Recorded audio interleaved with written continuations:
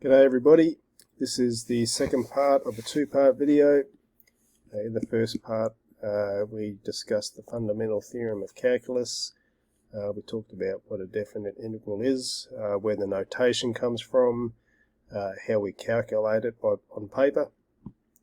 In this second part we're going to refer to definite integrals and how they relate with particular graphs.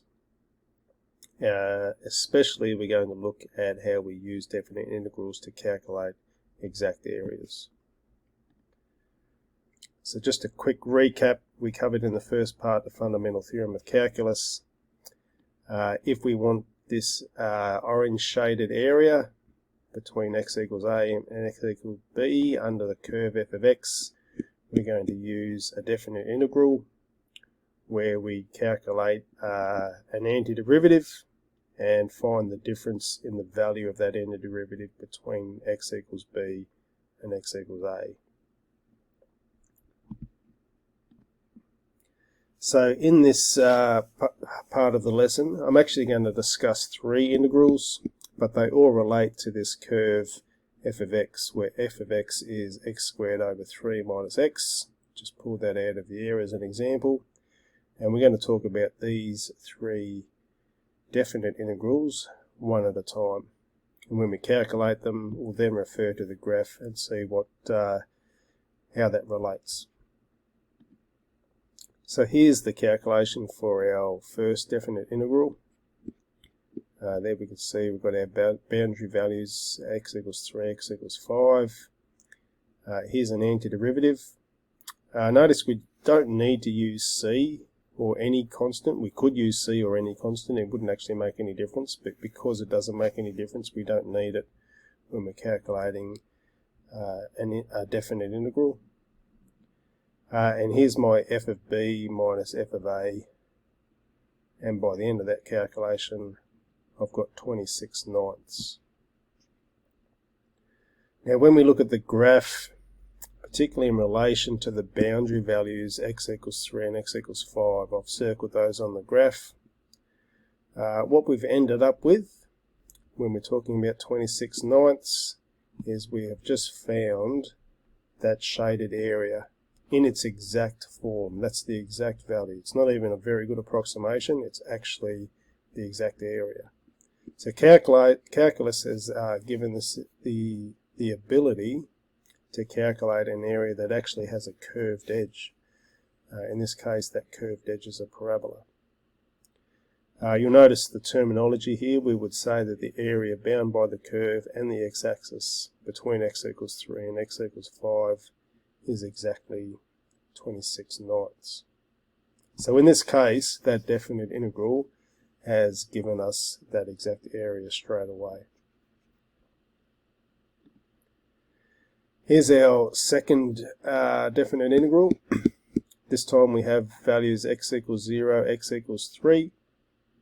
So there's our definite integral. Same antiderivative, of course.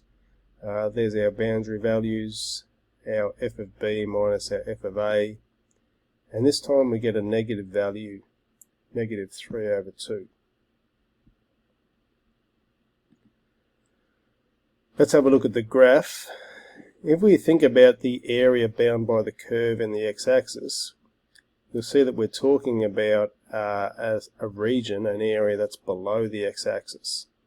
And that's exactly the reason for this negative value of the definite integral. So what's important here is what we actually want to find.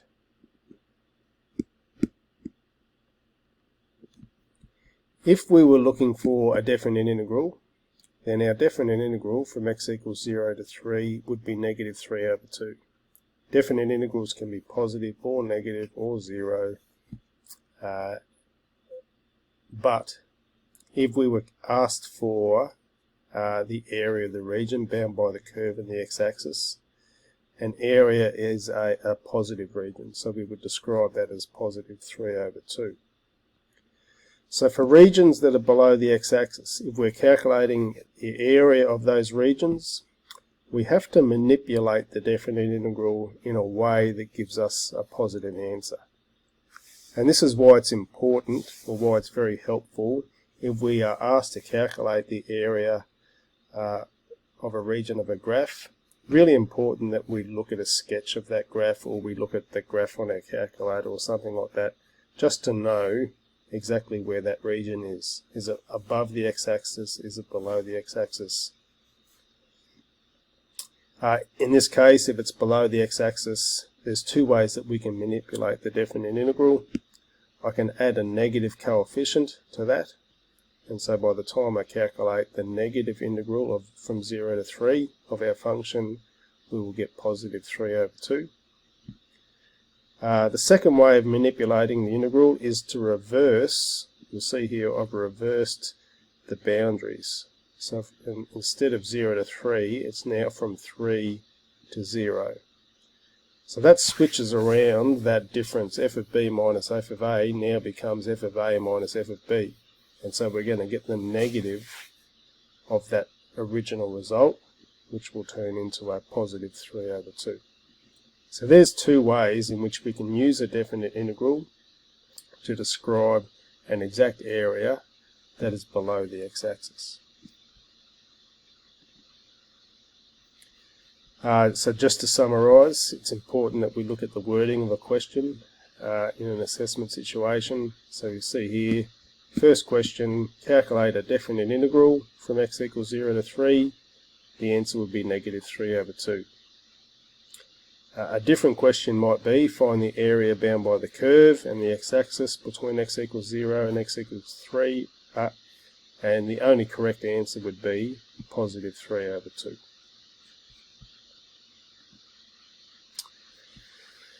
This is the third and final definite integral that we will discuss. This time it's from 0 to 5. There's my definite integral, my antiderivative, f of b minus f of a. And this time we do have a positive. It's 25 over 18. When we have a look at the boundary values on the x-axis, x equals 0, x equals 5, we've actually got quite a large area that's bound by the curve and the x-axis. And so far, 25 over 18 is a fairly small area. It's something in between 1 and 2. So what's happened here, our area is made up of two regions essentially, one which is above the x-axis and one which is below the x-axis. So 25 over 18 is actually the combination of a positive integral and a negative integral. So it's not really indicative of what that area is at all. So how do we find that area? Really the only way to do it is that we have to use that x-intercept, x equals 3, to split this area into two separate integrals. So for areas of regions that include x-intercepts, such as the one we are doing, we must split the area into two integrals. And so you can see the total area that we are after is going to be the combination of the area below the x-axis, the area above the x-axis. The first area below is the one we calculated a moment ago. You can see I've written it here by reversing the direction of the boundaries. That's going to give me the correct area for that region. And then we're going to add that to the region above the x-axis, which from left to right is from x equals 3 to x equals 5. Those two separate definite integrals will give me 3 over 2 and 26 over 9. And so now we end up with a total area of 79 over 18. So just to summarise the two parts to this lesson, we've covered the fundamental theorem of calculus. We've done a lot of work calculating definite integrals. We've talked about what definite integrals are. In this second video just now, we've seen how the definite integrals relate to graphs, and in particular how we can use them to calculate exact areas. We need to be aware of when regions are above the x-axis, whether they're below the x-axis, and especially we need to be aware if the region is divided by an x-intercept, and we actually need to split up that area into at least two definite integrals. So that concludes this lesson. Probably have a lot of questions that need to be clarified. It'd be great if you could write those down and complete the Google form, log your attendance, and there's a few questions there for you to check your understanding. Thanks very much.